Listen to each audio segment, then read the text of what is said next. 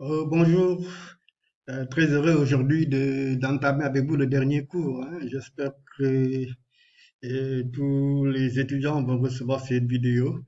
J'ai préféré tourner ça pas en direct pour éviter les parasitages et tout comme on l'a connu la dernière fois. Puisque c'est la clôture, vous devez avoir une bonne vidéo. Et donc, j'espère que cet apprentissage sera une belle clôture aujourd'hui. Et donc, bonjour à tous, à toutes. J'espère aussi que cela vous aidera à mieux préparer votre examen qui est imminent. Et cette vidéo est très importante et certains cas pratiques qu'on vous a déjà distribués. Bon, depuis plusieurs semaines, depuis le début de l'année, nous avons essayé d'explorer à fond les questions de leadership qui touchent des questions de management, de gestion du changement, de transformation. Et je vous ai expliqué aussi ce que nous cherchons à travers cette formation. C'est de préparer l'avenir avec des leaders transformationnels qui ont une claire conscience de la signification, de la transformation, du leadership, de sa portée, qui soit capable de faire la différence entre certaines pratiques, certains paradigmes qui peuvent prêter à confusion.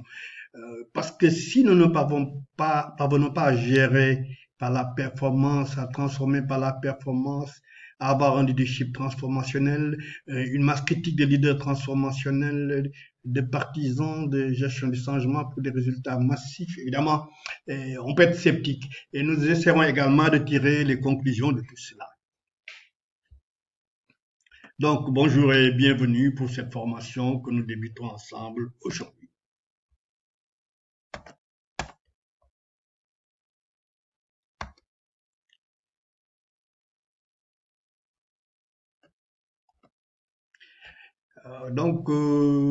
Mes excuses pour ces incidents techniques. On peut continuer. Oui, je crois que l'objectif du cours, c'est de vous montrer, vous, élèves, étudiants de l'École internationale des affaires, et peut-être des gens de votre réseau, que être un grand leader transformationnel, un change maker, et c'est possible. Mais oui, oui, c'est possible. Vous pouvez, mais cela a un prix. Et nous devons étudier aujourd'hui le prix que vous êtes censé payer. Et j'espère que vous l'accepterez. Qu'en l'acceptant, vous le ferez pour votre pays, pour vos organisations, pour votre quartier, pour vos équipes, etc. Parce que les leaders sont les types que nous voyons en tout cas, sont des change makers qu'on peut voir dans plusieurs types d'organisations, de type économique, de type social, culturel, etc. Et évidemment, nous avions déjà vu l'avant-dernière séance, nous avions essayé de faire la part des choses et de dire attention, attention, le mot leader est lui-même sujet à des ambiguïtés parce que finalement, quand on regarde attentivement, il peut exister un bon leadership comme un mauvais leadership. Et donc, nous, ce que nous voulons, c'est que vous leviez, que vous preniez en charge, que vous leviez les défis du grand leadership, du leadership transformationnel. Et c'est cela que nous faisons, c'est également ce que nous faisons très souvent avec beaucoup de plaisir dans plusieurs organisations, plusieurs pays avec John Maxwell Team, et qui est aujourd'hui un réseau qui existe à travers le monde dans beaucoup de pays. Et je pense d'ailleurs qu'il va y avoir bientôt une association des Sénégalais ici avec les quelques certifiés dans ce domaine qui sont en train d'étudier cette problématique. Euh, c'est difficile, oui, vous pouvez, mais c'est difficile. C'est difficile parce que euh, c'est comme s'il fallait faire bouger quelque chose de très lourd, quelque chose de bien rivé au sol, une sorte de pesanteur. Et si vous voulez être leader transformationnel, vous allez être confronté à cette forme de lourdeur, cette difficulté.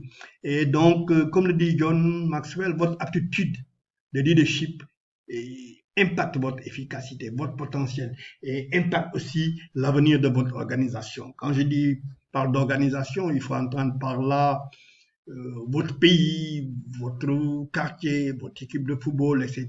Comment avoir cette capacité à soulever quelque chose qui est lourd, qu'il faut changer pour créer de l'impact. Donc, plus l'impact que vous voulez créer est grand, plus vous devez être influent, plus vous devez avoir un leadership très fort. Et nous verrons de quoi il s'agit. Et donc, si vous n'avez pas cette capacité, vous serez limité. Et c'est un peu ce que John Maxwell appelle la loi du couvercle. Et donc là, on passe de l'anglais au français. C'est pourquoi je dis peut-être aussi qu'on pourrait traduire par la loi de la pesanteur. Et donc, quoi que vous cherchiez à accomplir dans la vie, cela sera limité ou activé par votre capacité à être un meneur, à être influent. Donc, vous devez, à partir de cette formation, au terme de cette formation, vous rappelez toujours cette loi que je vous ai enseignée dès le premier jour, que je reprends ici, donc pour faire un peu le point, sur ce qu'on a étudié pendant plusieurs semaines. Et cela vous pose un défi. Vous devez vous poser des questions vous-même. Quelles sont les étapes que vous êtes prêt à franchir, les efforts que vous êtes prêt à faire pour enlever les pesanteurs qui posent sur vos capacités. Ça peut être des pesanteurs d'ordre social, économique, psychologique, etc. Et peut-être si vous voulez, après cette formation, faire le point, essayez de dresser la liste. Essayez la liste. À la limite, vous pouvez le faire entre étudiants, entre collègues, avec vos amis, et nous voulons devenir de grands leaders, transformer notre pays, transformer nos organisations. Quelles sont les étapes que nous devons franchir? Je vous ai donné beaucoup de préalables pendant toutes ces semaines de formation. Et peut-être aussi que vous pourriez dire, voilà, 3 choses au moins, ou 4 ou 5 que je suis prêt à faire pour améliorer mon type de leadership, et pour aider mon équipe, pour aider mon organisation, pour aider mon pays à avancer. Et donc là, nous vous avons donné tellement d'éléments pendant ces semaines que nous avons pensé ensemble. Donc votre leadership ne doit pas faillir, il ne doit pas être faible, même si le couvercle lourd que vous avez en face de vous paraît a priori un obstacle. Et donc, c'est pourquoi, pour changer les choses, les organisations, les États, les associations, etc., ont besoin d'un leadership, ont besoin d'un leadership efficace, donc surtout dans les moments difficiles. Et parfois, d'un nouveau type de leadership, parce que le leadership qui était là n'a pas fait ses preuves, n'a pas permis la transformation. Voilà des questions importantes sur lesquelles je vous invite à continuer la réflexion au terme de ce cours que nous terminons, nous achevons aujourd'hui. Donc, votre efficacité personnelle et celle de votre organisation sont proportionnelles à la force de votre leadership. Donc, mon enseignement en fin de parcours, c'est vous dire, oui, vous pouvez.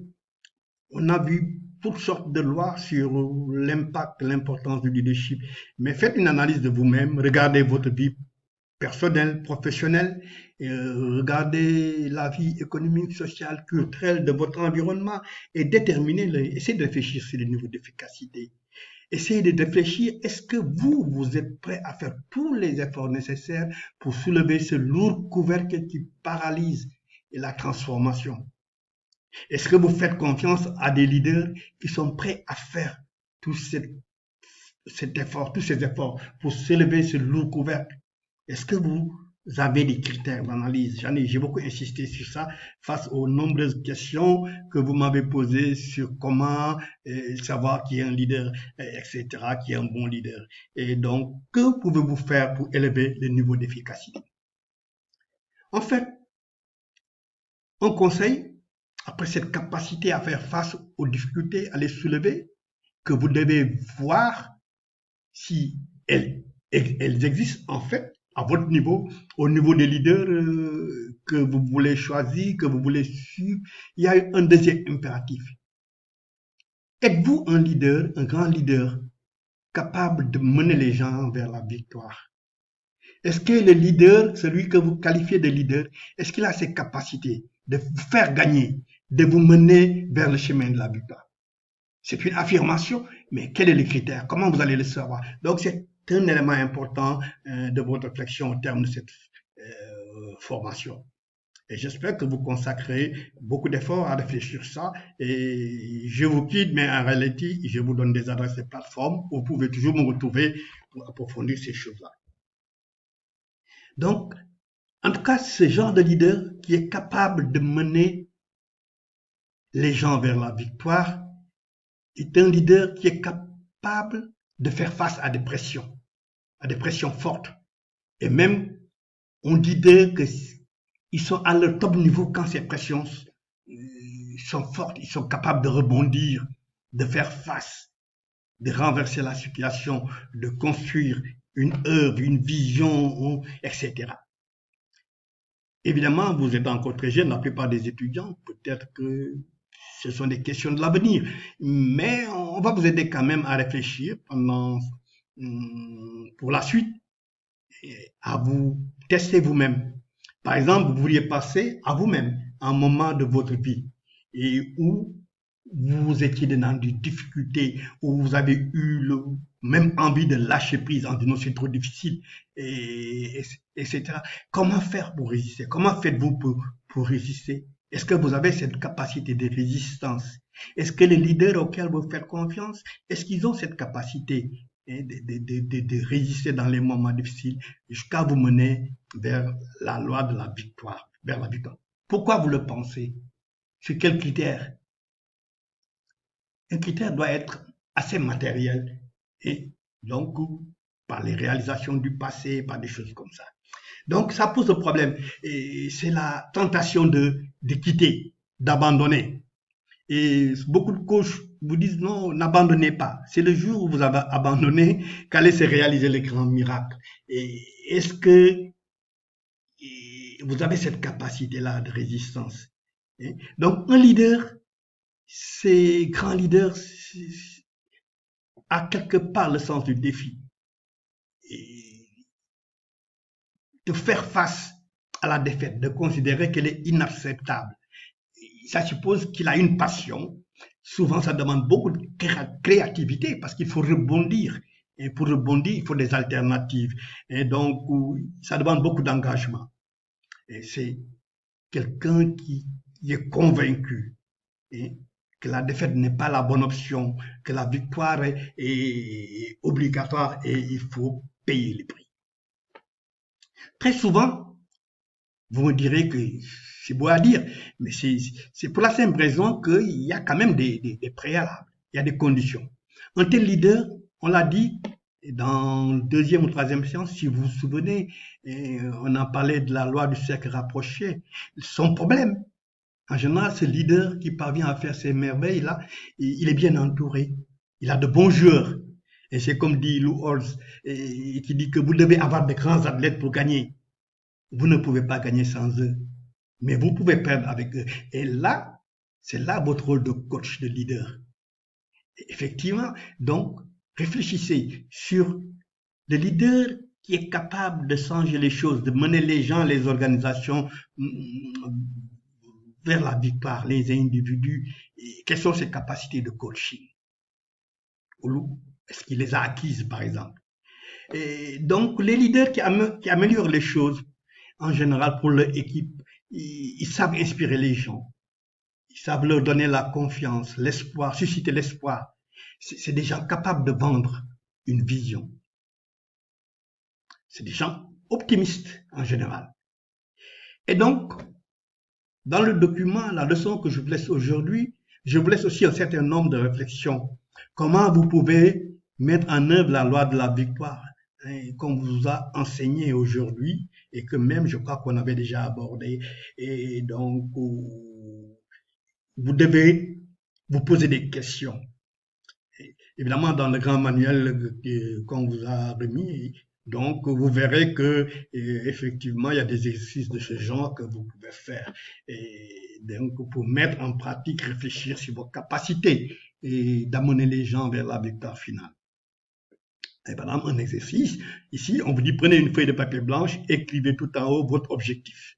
Votre objectif, c'est votre victoire. Et énumérez toutes les raisons que vous avez de gagner. Et coachez-vous vous-même. Inspirez-vous par le pouvoir de vos intentions. Inspirez les autres membres de votre équipe pour avancer vers la victoire. Il y a également, pour clôturer cette formation, un conseil que nous vous laissons, c'est la capacité d'être on va utiliser le terme un peu bizarre d'impulseur. L'impulsion est le meilleur ami du leadership. Est-ce que vous êtes capable, ce qu'on a appelé ici momentum, est-ce que vous êtes capable d'impulser les choses, d'impulser les gens? Et donc, chez notre équipe de John Maxwell Team, nous disons que l'impulsion, c'est la seule chose qui fait la différence entre la victoire et la défaite. Donc, il faut des impulseurs.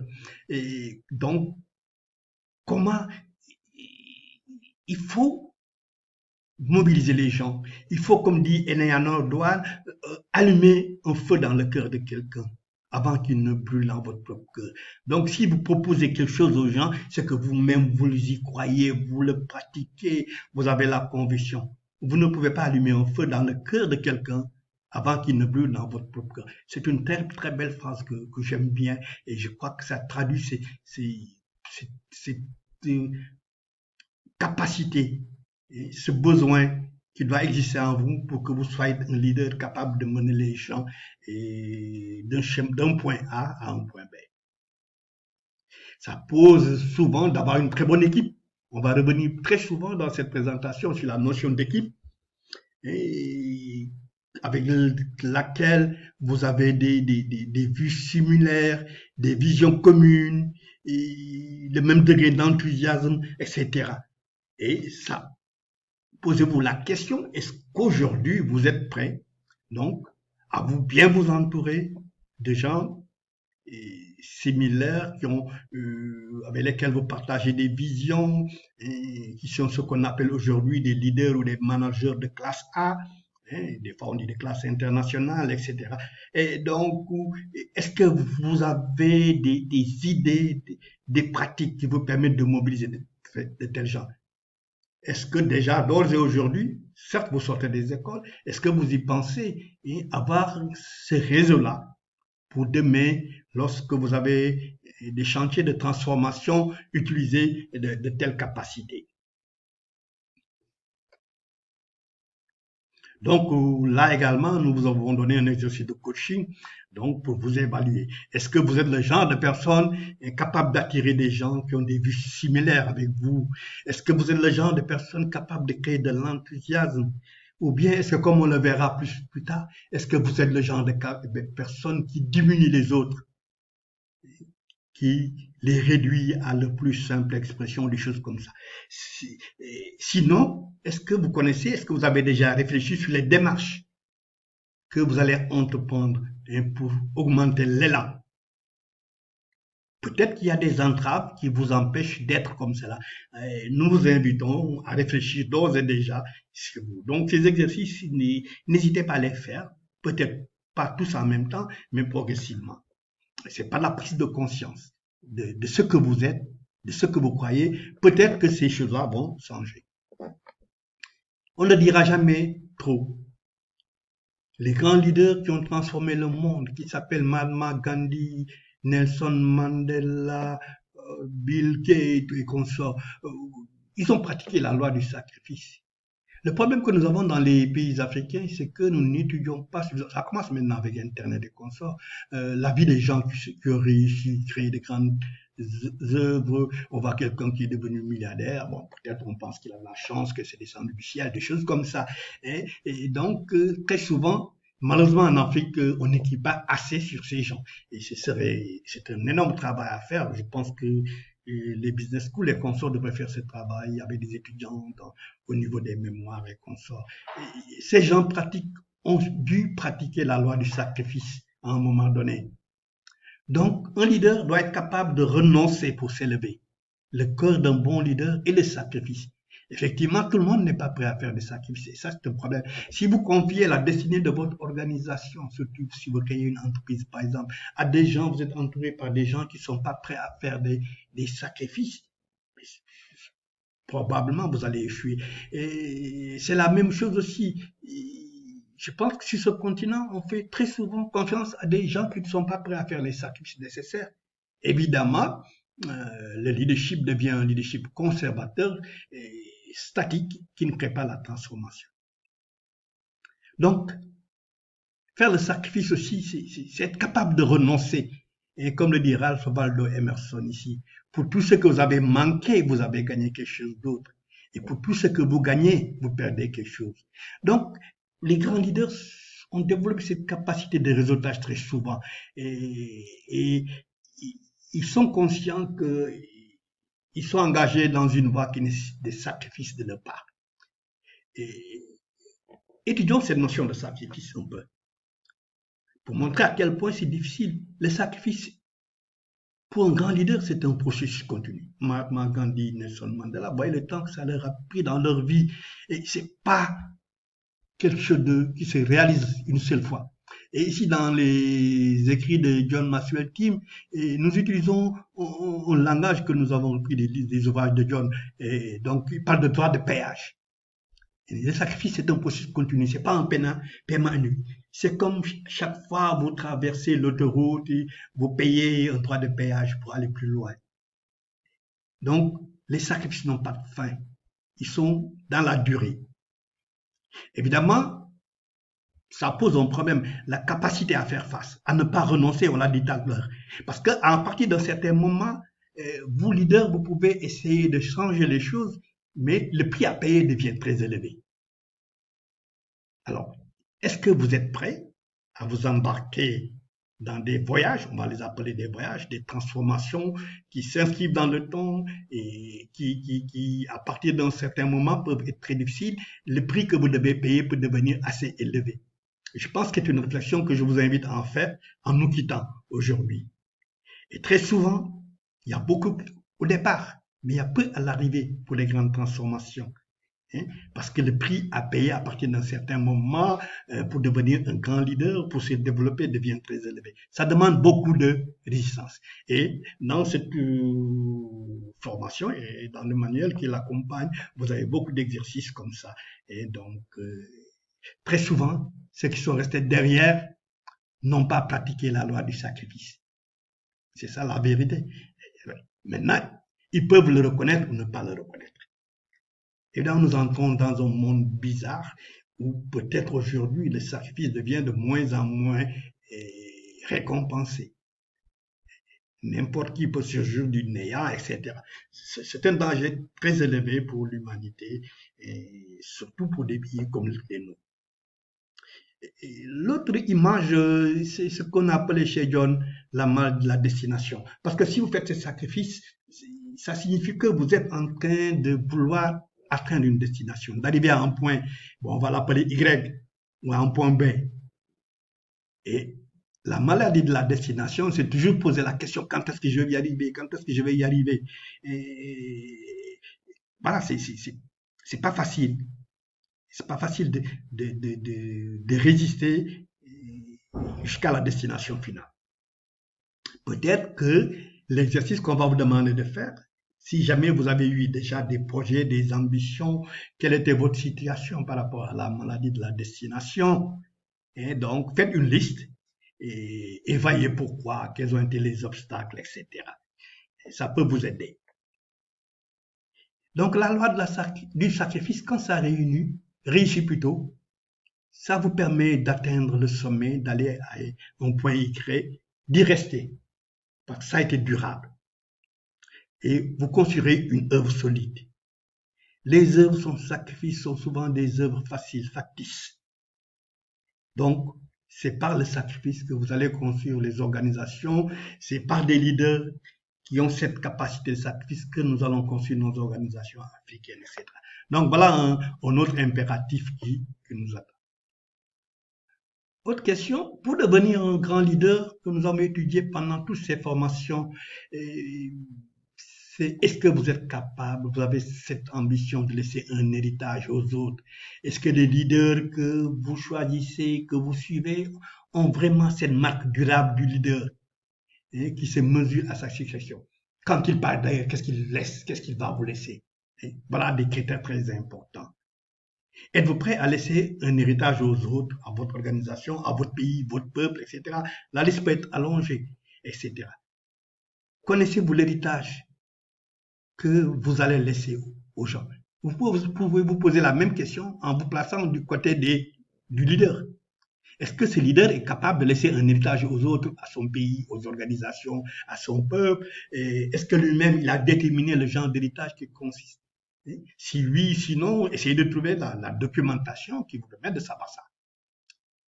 Si vous n'avez pas d'éléments pour le savoir, jusqu'à preuve du contraire, c'est pas le gars qu'il faut.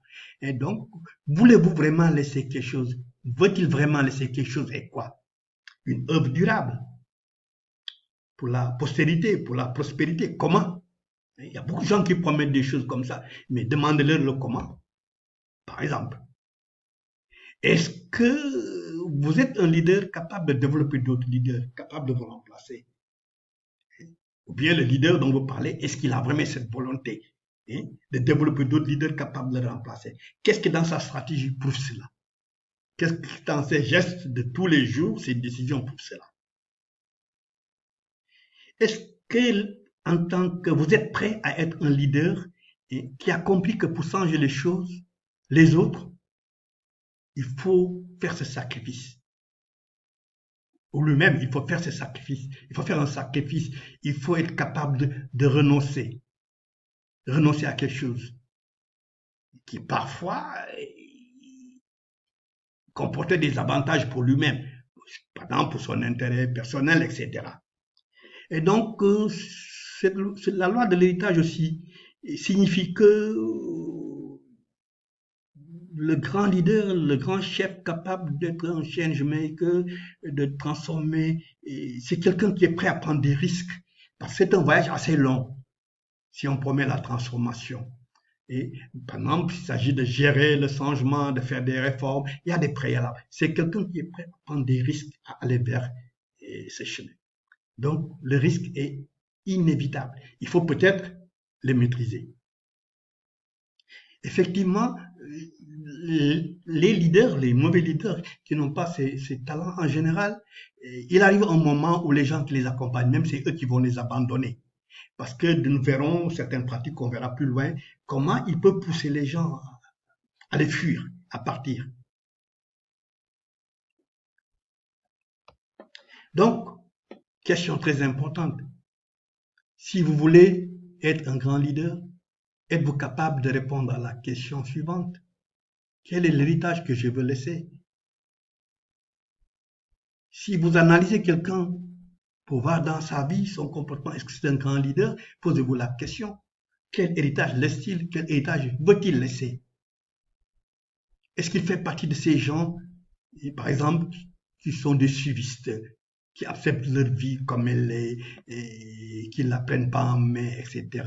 Est-ce qu'on peut déjà écrire un livre sur sa vie, sur ce qu'il a fait, est-ce que lui-même il le fait? Est-ce que par ses gestes, on peut dire que c'est le leader en train de laisser un héritage qu'on peut écrire, qui transforme les choses, ou bien est-ce qu'il a déjà légué cet héritage? Donc, vous comportez comme si vous étiez en train d'écrire un grand chapitre de la transformation avec les preuves dont je viens de vous parler. Il y a une image très intéressante qu'on trouve chez les formateurs de John Maxwell Team et qui disent que ce que nous faisons aujourd'hui, c'est ce que les gens diront de nous à nos funérailles. La question est de savoir, est-ce que vous avez une idée de ce que vous voudriez que les gens disent ce jour-là, incontournable? Et ça signifie aussi qu'être un grand leader, c'est pas forcément être quelqu'un qui privilégie le hard thinking, les bâtiments, les systèmes, tout ça. Donc, c'est quelqu'un qui, au-delà de ce qu'il a pu construire, laisser un héritage, donc durable, qui considère que cet héritage est la clé du succès pour les organisations, pour les gens qui dirigent. Trop souvent, les leaders mettent toute leur énergie dans leurs organisations, leur bâtiments, leur système ou dans les objets dépourvus de vie. Mais seules les personnes survivront après notre départ. Tout le reste est temporaire. C'est un peu ça la philosophie. Évidemment, vous avez des exercices donc, que vous pouvez faire, surtout dans le beau manuel là, que vous pouvez demander à la direction et que vous laissez derrière, après vous, qu'avez-vous laissé, qu'a-t-il laissé? qui va prendre son héritage en charge? Est-ce qu'il a préparé ça? Est-ce que son système de management, etc., permet d'avoir ces héritiers qui vont prendre... C'est ainsi que dans les pays africains, vous avez beaucoup de personnes comme ça qui disparaissent et tout l'héritage s'effondre en un jour. Quelles sont les transformations que vous devez faire dans vos attitudes, dans votre manière de penser? C'est donc en songeant ces choses que vous pouvez être aujourd'hui des grands leaders capables de transformer ce continent, par exemple, et d'avoir des héritiers pour que la transformation continue. Avoir cette capacité-là à abandonner parfois ses propres droits dans l'intérêt des gens qui vous suivent. Mais on le répète encore, on l'a déjà dit récemment, je crois, un grand leader doit être capable de renoncer pour s'élever. Le cœur d'un bon leader, d'un grand leader, c'est les sacrifices. Et non, faites le point, quels sont les sacrifices que vous êtes prêts à faire aujourd'hui? Ou que votre leader, ou le leader, serait prêt à faire. Par exemple, investir soi-même dans sa formation, passer des heures à travailler la nuit ou ailleurs, et pratiquer, etc.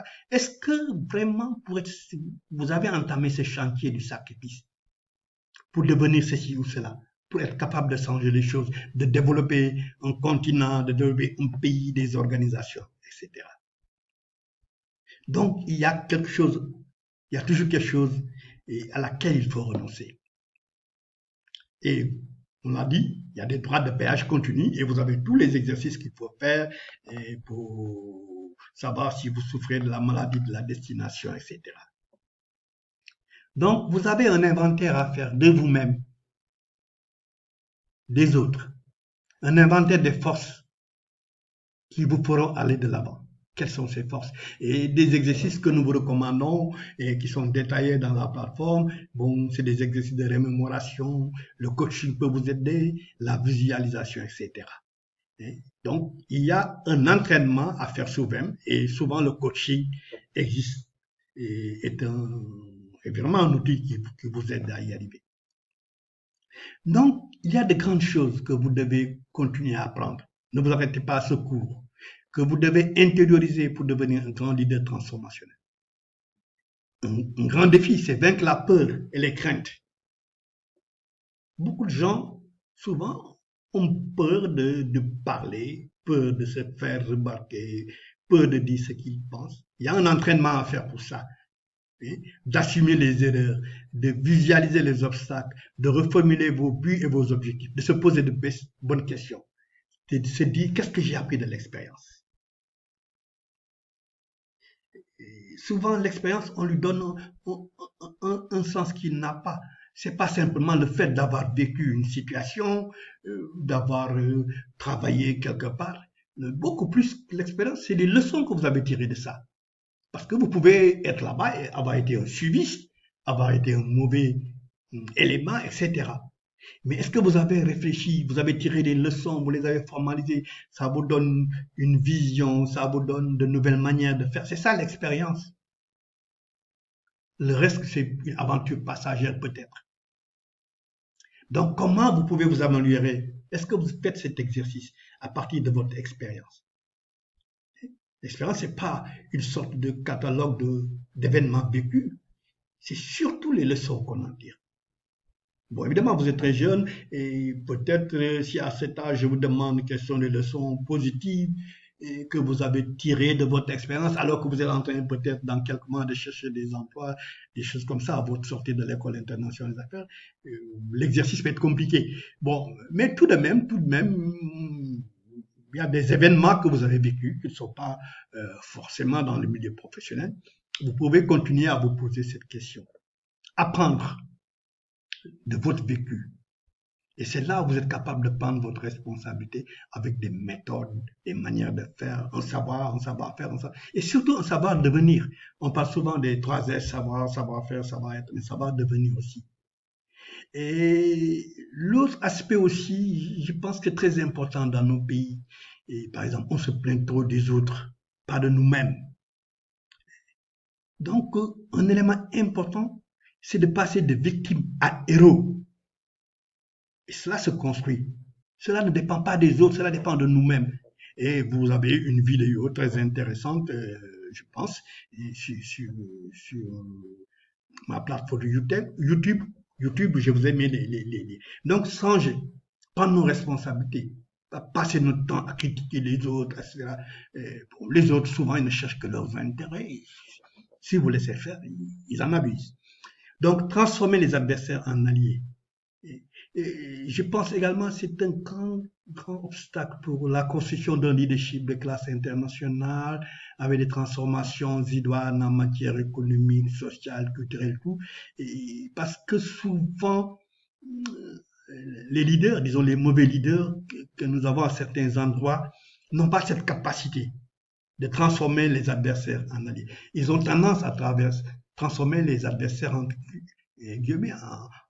en ennemis. Un ennemi. Ils ne sont pas capables de construire des coalitions durables et sincères. Ils ne sont pas capables de réformer le changement, de le planifier. En fait, ils subissent. C'est pas très clair dans leur esprit. Qu'est-ce qui relève du management, qu'est-ce qui relève du leadership, de l'entrepreneuriat, ou quelles sont les passerelles, et parce que parfois ça peut exister ensemble, mais c'est pas forcément là. Ils sont pas capables de compromis dynamique. Et donc, voyez, et tant que vous avez des leaders de ce genre, la transformation pose problème. Donc, il n'y a pas de secret. Une vie réussie est une vie souvent pleine de compromis. Et vous pouvez voir donc deux vidéos qui existent sur ma plateforme YouTube. Je vous ai mis ça sous forme de lien. J'espère que le lien marche. En cliquant dessus, normalement, vous devez arriver là, sur cette vidéo. Sinon, vous pouvez carrément le chercher sur ma plateforme vidéo. Excusez-moi, sur ma plateforme YouTube.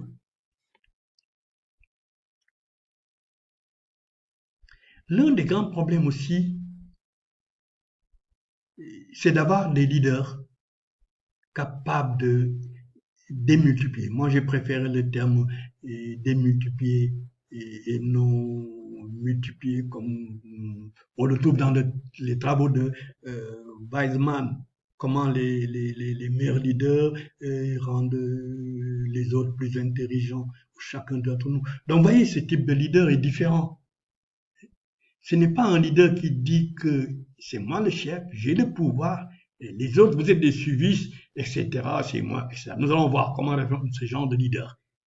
En fait, cela nous manque. C'est un peu le thème de notre avant-dernière séance sur les leaders toxiques, dangereux, manipulateurs, etc. Et donc, je vous ai également mis à des fins de révision et donc le lien pour pouvoir accéder à cette vidéo sur ma plateforme, sur ma chaîne YouTube. Nous avons besoin de ce type de leader. Nous avons besoin aussi que peut-être vous, les jeunes, que vous deveniez ces leaders multiplicateurs, disons démultiplicateurs.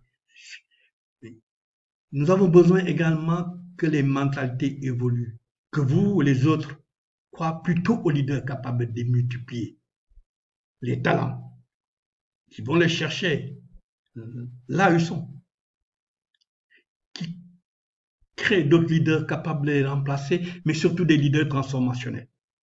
Ces leaders multiplicateurs, démultiplicateurs, comme le disent les travaux de Weizmann, qui a étudié en profondeur, nous n'avons pas le temps de voir tout ce qui a été dit à ce sujet, c'est des gens qui croient à l'intelligence collective. Il y a des talents cachés. S'il a choisi d'être un leader, de diriger les gens, son rôle, c'est de les trouver. Mais ce n'est pas ce que nous voyons. Vous me direz très souvent, nous avons des leaders qui cherchent à s'entourer de gens obéissants, etc. Et qui peut-être feraient leur affaire. Donc, des leaders, des multiplicateurs qui croient à l'intelligence collective, qui donnent des opportunités aux autres, au lieu de les réduire à leur simple expression. Et donc, c'est un peu des narcissiques, là. Donc, un conseil pour la transformation du continent, pour lequel nous tous, je crois, que nous tous nous souhaitons de nos pays, de nos organisations africaines, parce que moi je m'intéresse beaucoup plus à cette cible et à nous devons changer de mentalité, ne pas croire à n'importe quel type de leadership. Bon, c'est vrai que quand vous voyez le désordre qu'il y a parfois, pas plus tard qu'hier, j'ai discuté avec des amis, tous, beaucoup d'entre eux croyaient que non, mais maintenant la situation est très compliquée, il nous faut un leader dictatorial, autoritaire, bienveillant. C'est dû à l'anarchie qui s'est développée, où n'importe qui aime n'importe quoi, n'importe qui dit n'importe quoi, etc. Et c'est peut-être pas une raison pour baisser les bras. Donc, croyez aux leaders capables d'aider les autres, les gens, à se débarrasser des œillères qui les bloquent. Il y a beaucoup d'œillères dû à l'analphabétisme, etc. Et des leaders qui discutent avec les gens, qui leur posent de bonnes questions, qui les poussent vers la transformation, vers l'action, la performance, l'innovation. On a beau dire qu'aujourd'hui, quand on regarde sur Internet, on voit des jeunes, des gens qui inventent des choses extraordinaires en Afrique, mais on ne va pas mettre le leadership politique s'approprier de cela. Lever les barrières qui pourraient permettre à ce que ces innovations se réalisent facilement. Ça suppose beaucoup de choses. Ça suppose changer la manière de réfléchir de l'État, de nos fonctionnaires, etc., qui finalement sont des bloqueurs quelque part. Moi, j'ai appartenu à ces milieux pendant très longtemps. Il y a des choses à dire. Et donc, croyez aux leaders qui discutent avec vous, prêts à discuter avec vous des défis, des perspectives, de votre potentiel, qui se posent toujours la question du pourquoi. Why, ce fameux livre-là, c'est important. On est en train de préparer une vidéo sur ça. C'est un compte rendu de lecture sur ces fameux ouvrages-là, des lycéens, des leaders qui apportent du sens aux autres. Certains l'appellent la signification, qui donne du sens. Un leader disponible, capable de déléguer. Mais pas des gens qui disent toujours, oui, envoyez ça, comme disait ce que le président Senghor au Sénégal avait appelé le conspiratisme. Il en était arrivé lui-même à constater à un moment donné que tout ce qui se faisait finalement traînait, n'avançait pas. Les gens disaient, envoyez toujours, non, envoyez cette question à la présidence, c'est eux qui discutent. Et ce qui l'a poussé à faire cette fameuse réforme-là, et donc avec la création de Premier ministre, etc. Une autre histoire que je raconte, je crois, dans une vidéo sur ceci. Un leader donc qui démultiplie les talents, qui crée de la valeur ajoutée, des impacts. Finalement, qui se comporte comme tous les grands investisseurs. Les grands investisseurs sont intelligents. Eux, ils font pas, ils font faire à des gens qui ont les talents, qui leur apportent un retour sur investissement. Comment vous se comportez ainsi? Comment devenir ce genre de... Ils transfèrent la propriété du management, des résultats, à d'autres, avec des systèmes. Évidemment, ils ont des systèmes de gouvernance qui permettent de veiller sur ça, par le biais du conseil d'administration ou des choses comme ça, etc. Et l'essentiel, c'est que ces gens qui sont responsables, ils leur apportent des résultats qu'ils veulent en termes d'investissement, de retour sur investissement. Croyez également aux leaders qui gèrent des équipes transformationnelles, qui s'entourent bien, on l'a déjà dit. Et même si vous voyez les nouvelles techniques de recrutement qui ont changé avec la méthode du docteur Bradford et conseil, le upgrading, pour s'entourer des gens qu'il faut, des leaders de classe. Voilà les grands leaders dans ce monde, ce qu'ils font aujourd'hui. Si nous sommes en retard très souvent, c'est parce que nous ignorons ces choses-là. Nous les refusons. Nous les refusons pour des intérêts personnels, etc.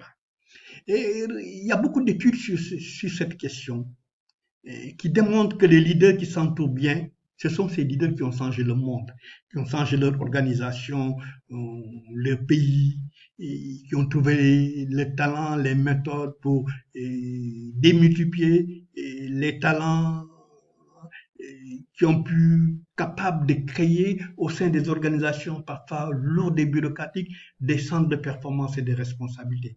Et vous pouvez voir ma vidéo sur ma chaîne YouTube sur ce concept de centre de responsabilité, et donc qui est très important. Le changement commence aussi par cela, et par l'appropriation non seulement du changement, mais par la responsabilité de chacun d'entre nous. Ces leaders démultiplicateurs, finalement, ont une certaine ambition d'être des libérateurs. Des libérateurs, excusez-moi pour les coquilles, il y en a de temps en temps, donc qui libèrent les gens, qui libèrent leur talent, leur potentiel, plutôt que d'être des tyrans. contrairement aux leaders qui diminuent les autres, qui sont tentés, donc, qui sont des narcissiques. Souvent, ils ne sont intéressés que par construire leur propre empire. Donc, ils ne croient pas au talent, ils croient en eux-mêmes finalement, à leurs intérêts. Et souvent, ils sont tentés par la tyrannie. Ils ont à la limite un certain plaisir à créer des tensions qui ne sont pas très souvent favorables à la transformation, aux échanges, au leadership consultatif, etc. Ils sont des adeptes de la peur et de la crainte. Ils pensent que ces leaders qui diminuent les autres, comme le montrent les travaux de Weizmann et des autres. Souvent, c'est ça. Ils sont des adeptes de la peur et de la crainte. Ils pensent qu'avec ça, ils peuvent arriver à leurs fins. Et très souvent, c'est également des micro-managers, des gens du détail et qui ne délèguent pas, qui cherchent à faire les choses à la place des gens. Voilà donc des défis auxquels je vous invite à prendre en charge. Parce que surtout pour votre génération, on peut dire que les choses ont changé. C'est peut-être difficile pour des gens comme nous qui ont été formés autrement et qui continuons à vivre des modèles un peu surannés, etc. Dans l'ancien monde est hiérarchique. Il privilégie le grand chef, à la limite qui devient un mythe, qui sait tout, qui est capable de tout. Alors que nous avons un nouveau monde que je vous présente ici, qui est un peu, dans certains de mes écrits, j'ai utilisé un terme qui n'est pas habituel, j'ai appelé ça le monde polycellulaire. Hein. Donc vous avez un ensemble de cellules en interaction. Et peut-être il va falloir que ces articles-là, que je les mette sous forme de vidéo, sur les organisations polycellulaires que j'ai développées il y a très longtemps. Il y a un prix à payer, tout ce dont je viens de vous parler. Je crois qu'il y a un grand problème aussi, la discipline, l'autodiscipline. Comment faire pour développer nos organisations, qu'il s'agisse de nos États, des entreprises, des services publics, où la discipline est la règle. Comment faire pour que les leaders qui promettent la transformation aient le courage d'éduquer les gens à la discipline et à l'autodiscipline? Comment faire pour développer les capacités des gens à être des adeptes de l'optimisation, de la gestion économique, à rejeter les abus, les gaspillages, etc. Comment faire pour que nous soyons désormais des Sénégalais et des Africains capables de penser par nous-mêmes et pour nous-mêmes, qui refusons d'être des suivistes, qui refusent d'être des suivistes? Comment faire pour qu'il y ait en nous-mêmes un très fort désir qui soit le point de départ de toutes les réalisations que nous allons faire? Comment faire qu'au-delà de ces désirs, nous ayons le courage de la persistance, de la patience pour transformer le monde, pour transformer notre continent, pour transformer nos pays et nos organisations? Souvent, c'est le contraire que l'on voit. Comment faire pour assumer plus de responsabilités, pour devenir des leaders, ce qu'on appelle aujourd'hui des leaders coachs, transformationnels? Et il y a même un auteur qui parle des leaders scientifiques. Leadership Without Title. C'est un livre qui a eu un succès mondial et le monsieur donne des cours qui coûtent très cher d'ailleurs sur ces thèmes-là. Et donc, comment faire pour que tout cela, le prix à payer, prenne en compte les problèmes d'éthique, de transparence, d'intégrité de performance? Donc, vous voyez, quand on parle du leadership, il y a tout un environnement de performance éthique, d'intégrité, etc., de leadership intègre, etc. Sans ces choses-là, le leadership devient un slogan difficile à concrétiser. Et vous voyez, sur la plateforme, il y a la vidéo que j'ai faite sur Singapour, etc. Je crois que c'était une très bonne illustration. N'hésitez pas à regarder attentivement les autres vidéos qui se complètent, qui sont sur ma plateforme YouTube. Tout au début du cours, lors de la première séance, je crois, on avait dit quelque chose de très important. Le leadership, c'est de l'influence. Rien de plus, rien de moins. Dans l'avant-dernier cours, on s'est posé la question, quelle influence? Est-ce que tous les types d'influence sont à prendre, sont bonnes? C'est vrai. Aujourd'hui, vous avez le devoir de devenir influent, mais la bonne influence, dans le bon sens, pour aider vos organisations dans lesquelles vous allez travailler, votre pays, une fois sorti de l'école internationale des affaires, et d'avoir, de définir, être capable de définir une stratégie, une trajectoire, être utile à votre organisation, à votre pays, à vous-même, et puis aux autres types de cellules socio-économiques, la famille, etc. Comment? C'est ça le grand problème. La finalité d'une influence doit être positive, doit impacter.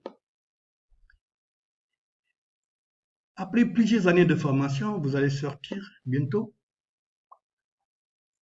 Je pense que je pourrais partager avec vous les travaux sur un ouvrage très intéressant sur l'influence. Quelqu'un qui a vraiment réussi, qui dit que si vous voulez devenir une personne incontournable, que l'on consulte. Et à partir de cette position, peut-être transformer les choses, construire des grandes œuvres, devenir riche, tout ce que vous voulez. Vous avez un premier impératif, c'est de développer vos capacités de communication.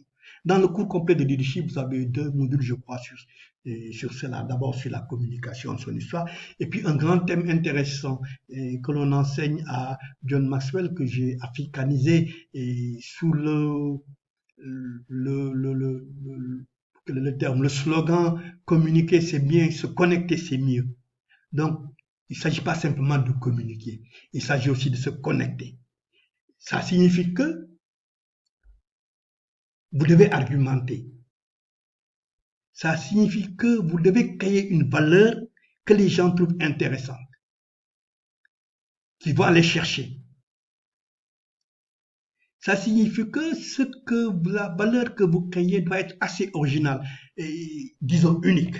Parce que si vous ressemblez à tout le monde, écoutez, peut-être que les gens seront très enclins à ne pas perdre leur temps d'entendre des choses ou de voir des choses que d'autres ont dit ou réalisées. Vous devez refuser d'être suivi. C'est un impératif pour l'Afrique. Je vais faire une vidéo sur ça d'ailleurs parce que dans mon ouvrage Le cœur et l'esprit, il y a un chapitre consacré au fait d'être suivi. C'est l'un des grands problèmes des Africains et le président Senghor disait cela. Être nous-mêmes, mais s'ouvrir aux apports facultés dans l'extérieur en apportant quelque chose au banquier de l'universel. Ça suppose cette capacité à créer des choses uniques, originales, et donc à apporter au monde. Ça suppose aussi un esprit critique, la question du pourquoi. Ne pas accepter les choses qui viennent d'ailleurs comme incontournables, mais poser la question du pourquoi et à partir de ça réinventer. Et moi, je suis un partisan de la déconstruction et de certains enjeux pour le continent africain. Je ne le cache pas, je l'ai écrit, je continue à le dire. Donc, communiquer, se connecter, argumenter, apporter de la valeur originale, être plus visible. Dans le monde d'aujourd'hui, progresser, faire un réseau, élargir ses followers et tout ça, c'est des réalités des temps présents. Donc, vous devez développer votre visibilité, la visibilité de votre valeur. Il ne s'agit pas d'être visible, non. Il faut le faire avec une valeur originale, unique, créateur de richesse, créateur de prospérité, etc. Mais l'impression, parfois, on a qu'il s'agit de s'agiter, d'aller se filmer sur, etc. Donc, c'est un grand problème. Mais pour cela, on retourne toujours à la notion de valeur unique, originale, au fait de refuser d'être un suivi. Vous devez choisir une niche, une spécialité.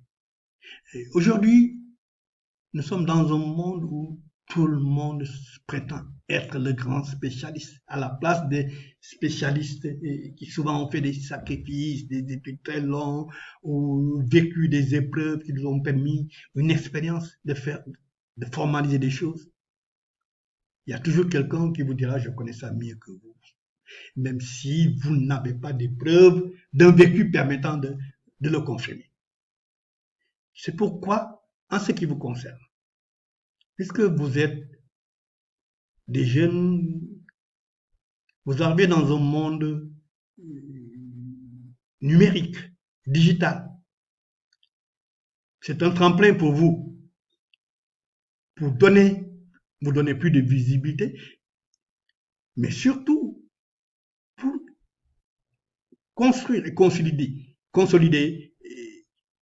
donc la crédibilité de votre visibilité. Ça signifie que aujourd'hui, les nouvelles technologies vous permettent de faire beaucoup de choses et de publier des écrits, des images, des livres, des articles, d'avoir votre propre site. Ça se fait en un clic, comme on dit. Au départ, construire un site web, c'était vraiment un calvaire. C'était tout un savoir. Aujourd'hui, 2 ou 3 clics, le site est là. Hein. C'est l'intelligence artificielle, c'est la machine qui fait tout. Et donc, consolider votre présence online, mais aussi offline, c'est très important. Commencez. C'est comme ça, c'est en inondant le numérique de nos propres créations que nous allons être à l'abri. Et que nous allons être à l'abri, évidemment, de savoir qu'on tendrait à vouloir nous imposer. Mais je constate qu'il n'y a pas assez. Les gens utilisent Facebook pour des banalités.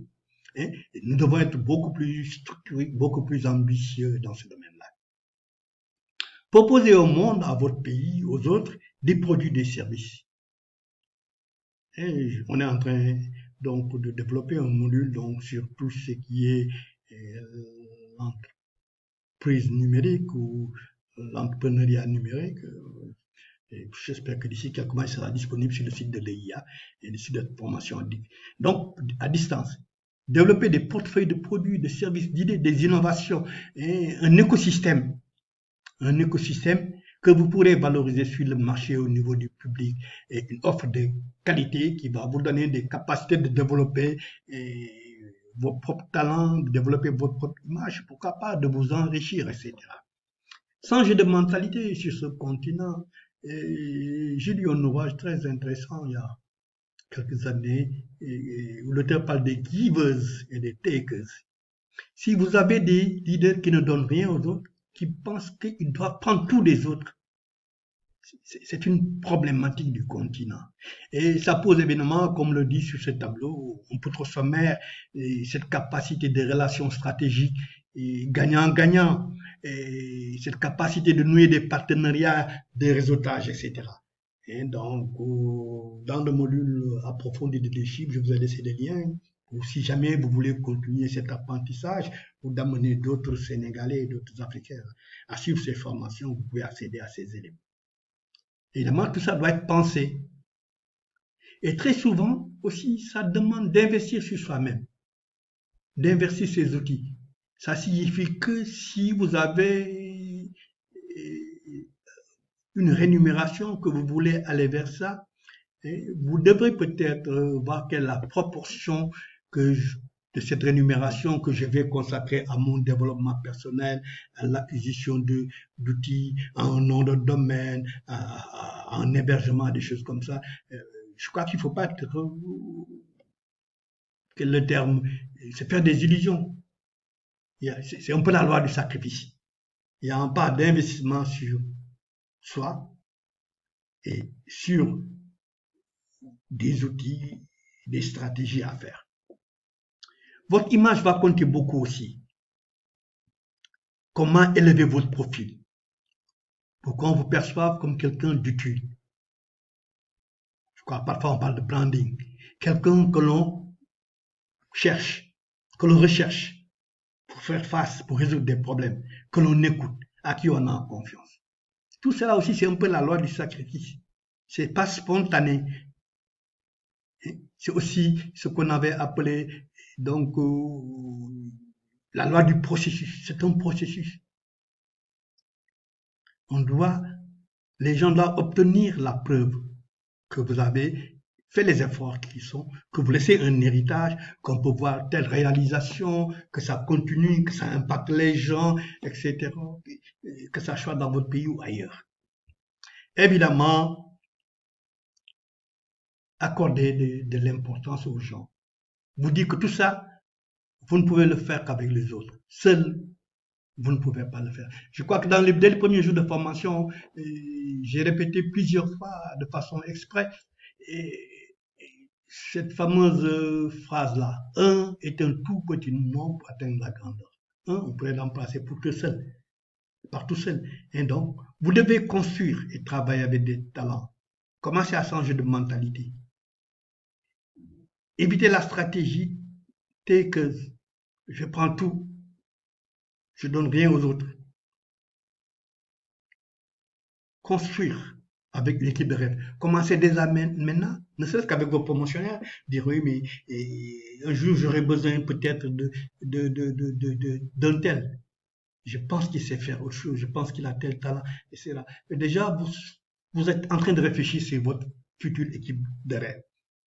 Ce n'est pas pour rien que les grands redresseurs d'entreprises qui demandent très cher pour ça ont toujours l'équipe de rêve pour une mission de redressement d'une entreprise en difficulté quelque part dans le monde. Ils prennent le téléphone aux gens, tu peux venir, on a un boulot, etc. Ils prennent l'avion, ils vont redresser.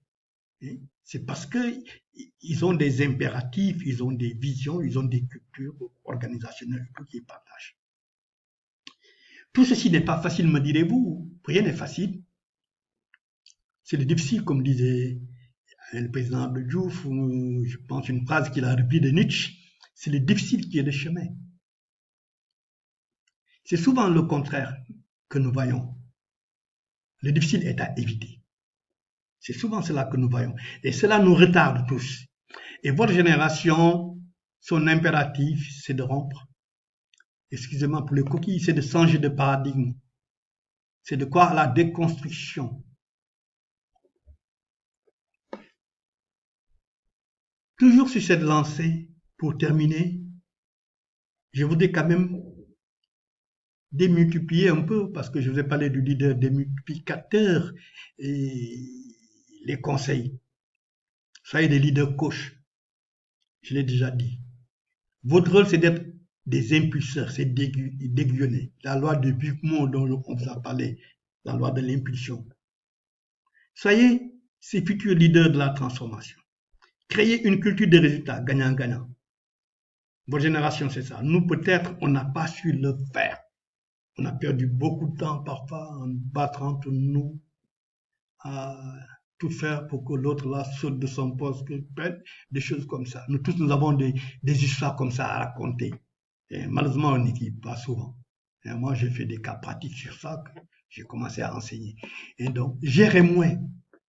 L'un des grands problèmes que nous avons, surtout nous les technocrates, et formés dans les ENA, les business schools et consorts, nous avons un grand défaut.